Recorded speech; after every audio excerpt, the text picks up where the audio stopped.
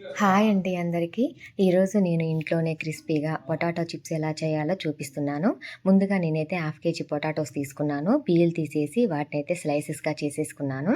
Slicer అనేది చాలా సన్నగా ఉంటే క్రిస్పీగా ఉంటాయి. లేకపోతే మెత్త మెత్తగా ఉంటాయి. అండ్ నేను కూడా చేయడం ఫస్ట్ టైమే. వాటిని శుభ్రంగా కడిగి ఒక బౌల్‌లో వాటర్ తీసుకొని కొంచెం సాల్ట్ ఏసి ఆ స్లైసెస్‌ని అయితే నేను కాసేపు ఉప్పు నీళ్ళల్లోనే నానబెట్టాను. ఎందుకంటే కొంచెం ఉప్పు పడుతుందని. తర్వాత వాటిని శుభ్రంగా వాటర్ లేకుండా తూడ్చేసి కళాయిలో ఫ్రైకి సరిపడా ఆయిల్ అయితే పోసేసాను.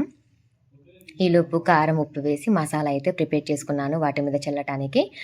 ఆయిల్ వేడయ్యాక స్లైసెస్‌ని అయితే అందులో వేసేసాను. ఫైనల్‌గా క్రిస్పీగా ఉండే పొటాటో చిప్స్ అయితే రెడీ అయిపోయాయి. సూపర్‌గా ఉన్నాయని చెప్పలేను కానీ యావరేజ్‌గా అయితే ఉన్నాయి. నేను ఫస్ట్ టైం కదా చేయటం. ఈసారి చేసినప్పుడు ఇంకా పర్ఫెక్ట్‌గా చేస్తాను. నా వీడియో మీకు నచ్చినట్లయితే లైక్ చేసి, షేర్ చేసి, సబ్స్క్రైబ్ చేయండి. మర్చిపోకండి. Thank you for watching. Bye bye.